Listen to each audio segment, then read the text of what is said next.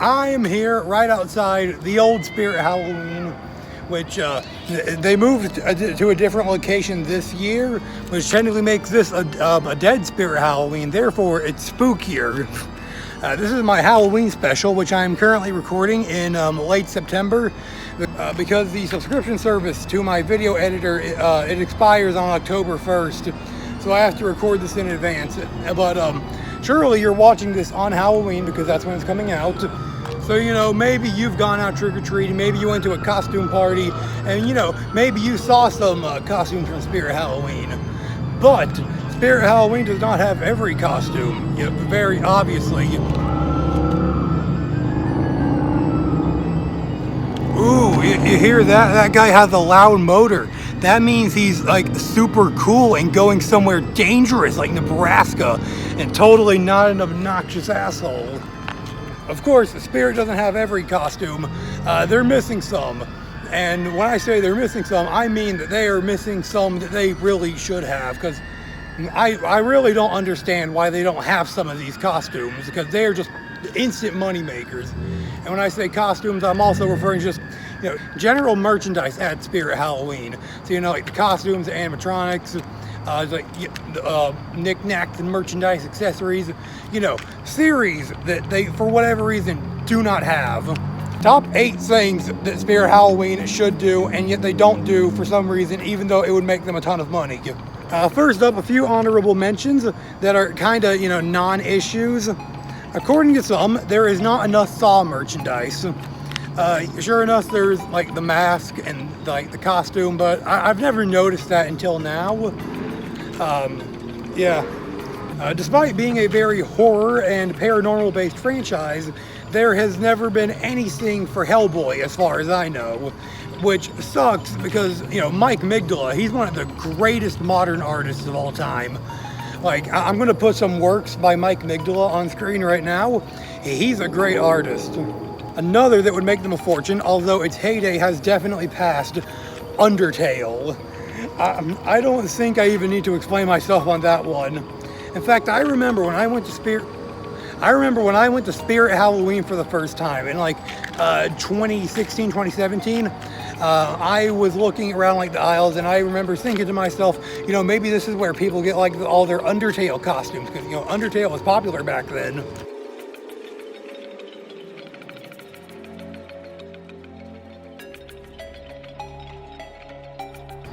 And the last honorable mention, that they've done barely anything for cryptids. Some of the most popular monsters are public domain. A proper Bigfoot costume would be nice, as would Mossman, the Jersey Devil, and the Chupacabra. I got it that time. But imagine like animatronic cryptids. Like, those would sell good even outside of the Halloween season. Because, you know, like, people would buy them for like collections and museums. Like, if they made like an animatronic Mothman, like that would sell really well. They'd probably have one of those in the Mothman Museum. Or like, imagine like a life-size Jersey Devil animatronic. That would be awesome. Now then, let's get into the actual issues of why don't you do this, Spirit? Man, I'm hungry. First up is murder drones. I don't care what you think about the show or its absolutely rancid fandom. You cannot deny that murder drones costumes wouldn't sell well. What makes it worse is that Spirit Halloween was already in cahoots with Glitch Productions when they were getting the Digital Circus IP. They very easily could have grabbed the rights for murder drones while they were at it, and, you know, they didn't. And I guess I can kind of understand it. Murder drones is kind of niche, it's somewhat niche and underground because, you know, it's like a web series on YouTube. It's not massively popular because, you know, like Digital Circus, they've literally started selling the merchandise in Hot Topic, or at least that's what I've heard. I know it's extremely popular in Japan. Number 7, re-releasing the 2010 Jason Voorhees animatronic. You know, the one with full upper body movement. Like, even the eyes move. That's insane. It is, the 2010 Jason animatronic is extremely ahead of its time. You can find them online used today for upwards of $1,000. So you know, there's only 2 of them on sale right now, and they're fetching a real high price. I can tell you that. So you know, they're very popular. I'm pretty sure the reason they haven't sold more of the Jason animatronics is because the company who made them, Gemma, I'm pretty sure they went bankrupt. So, you know, that sucks. But, like, you know, maybe they still have the blueprints. They can make more of them. Why not? Ah, my neck hurts. I need to stand back. I need to stand farther back, so I don't have to, like, keep craning my neck to get in the frame. Number 6. Now we are getting into the unreasonable territory. Number 6 is more Dead by Daylight merchandise.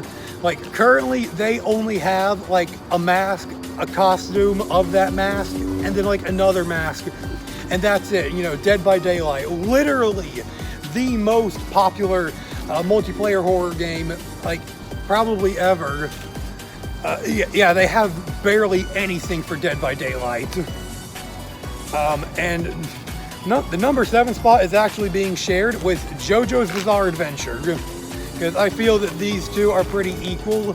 Like JoJo, it's extremely paranormal and has huge, heavy inspirations from horror. And on top of that, the series is known for its outfits and like its costumes and stuff. So like you can't look at like some of the JoJo designs and tell me that they wouldn't sell well as costumes. Number 5, they have got nothing for Ring. You know, the series that Sadako is from? Yeah, that one. The one where the girl climbs out of the TV and like out of the well and stuff. Yeah, there's nothing. Like, Sadako is extremely popular as a horror character. Like, she is definitely up there alongside like Ghostface and Leatherface, and some may even say that she's on par with like Chucky and Freddy Krueger, and some will even go as far as to say that her popularity is on par with Jason and Michael Myers, although that may be stretching it a bit. So, you know, Sadako, extremely popular in the real world and online, and yet Spirit Halloween has done nothing for the Ring series. Like, and you know, a Sadako costume, that would be really easy to make. It's just like a dirty white robe with like a long wig. That's pretty easy to make, and yet they haven't made it. But they could go one step further. Like, you know, I'm not, Spirit, if you're watching this, I doubt you are. I'm not asking you to go out and make a full animatronic of like a Sadako crawling out of a TV or jumping out of a well, although those would be absolutely incredible. And more mufflers. But, you know, something, anything for Ring, anything for Sadako. Because, you know, everybody loves Sadako. The only reason I can think that they haven't gone out and done it is, you know, maybe it's because, you know, Japanese legal teams, they tend to be pretty strict. All right, number 4. Listen, I don't like this show. I really don't like this show. And I really don't like the other show connected to it. And I really don't like the person who made both of these shows. But number 4, you cannot deny that making merchandise and costumes for Hasbin Hotel and Hell of a Boss would not sell like hotcakes. Like, those would be immediate sellouts. That, you know, extremely popular. People are definitely going to be buying those if Spirit Halloween made them. And frankly, I don't understand why they don't. Alright, so I'm going to put on my little tinfoil cap. Here's my little conspiracy theory as to why Spirit didn't do anything Hasbin Hotel or Hell of a Boss this year. Maybe it's because of all the drama surrounding the series and all the drama surrounding Vivzipop as a whole. Because, you know, Vivzipop, not exactly the best person, and, you know, the show, not exactly the least, it's extremely controversial. And there's always drama going on in that community. So, you know, maybe that's the reason why they didn't do anything for Hasbin Hotel or Hell of a Boss. It simply could be due to just the fandom surrounding it. Like, I kid you not, the Hasbin Hotel fandom they've become one of the most toxic fandoms. They literally pushed a man to suicide over a problematic ship. Like they said, hey, we don't like this ship. You should kill yourself now. And then he did. And then he did kill himself. The Hasbin Hotel fans have literally claimed a life. So, you know, maybe that's the reason why Spirit Halloween has done nothing for the Vivzy Pop stuff. Because it's just too drama-filled and controversial. But, you know, that's just my little personal conspiracy theory. Alright, number 3. Hear me out. Okay, I need to get closer because this is a crazy idea. Okay, hear me out. A life-size, fully functional Freddy Fazbear animatronic. That would make so much money.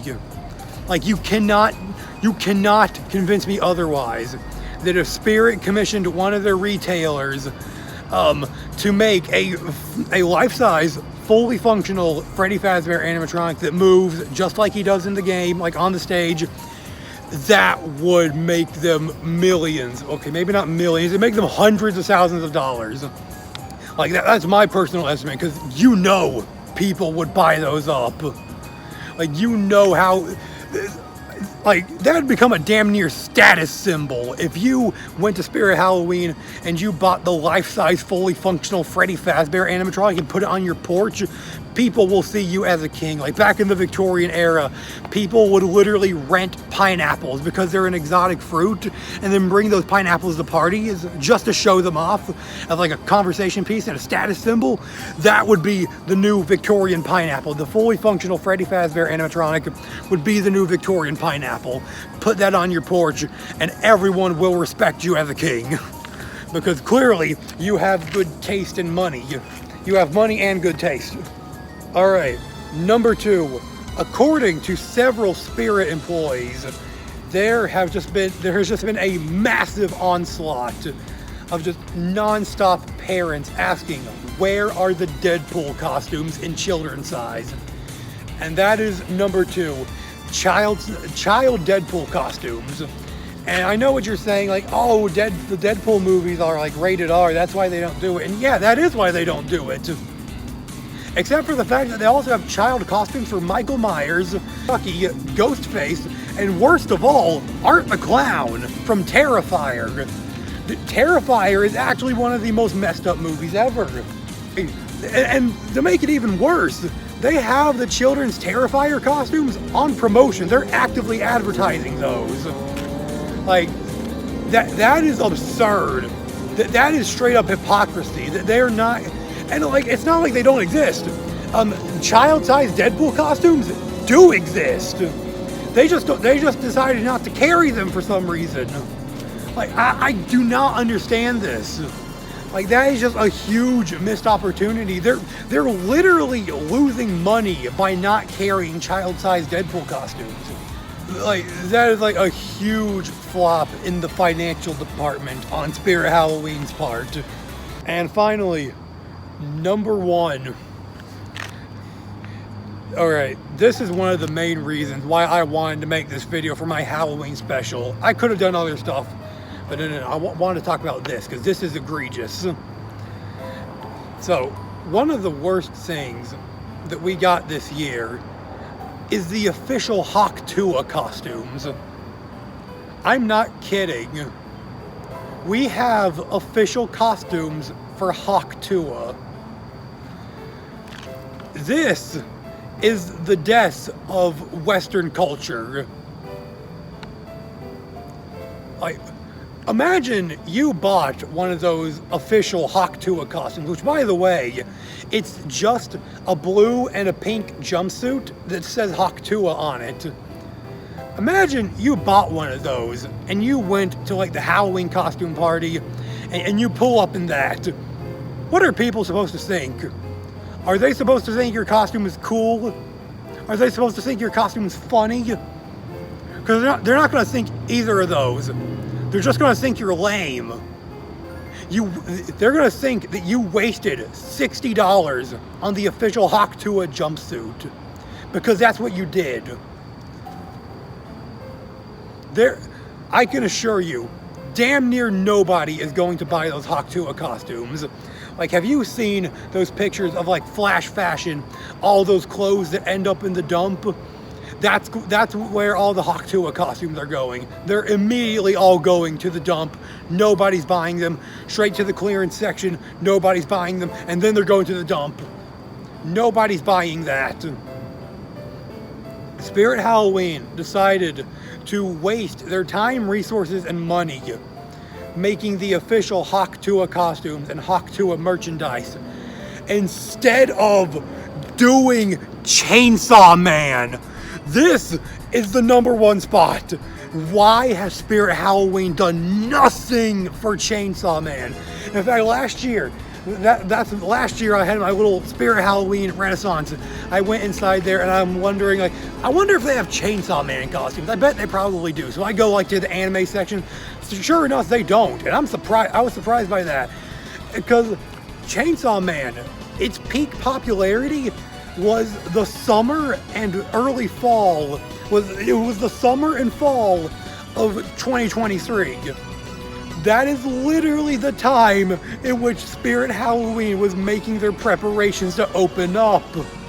And they did nothing. And it's not like there's Japanese lawyers standing in their way. There would be nothing standing in their way, because the rights to Chainsaw Man are owned by Crunchyroll. And Crunchyroll, they are in cahoots with like Spirit Halloween. Like, that's how they licensed out the Demon Slayer IP to make the Demon Slayer costumes and, you know, like other stuff. Crunchyroll, they are more than affiliated with Spirit Halloween, yet they did nothing. Like Chainsaw Man as a series, it is absolutely paranormal, and it is it's very much horror inspired.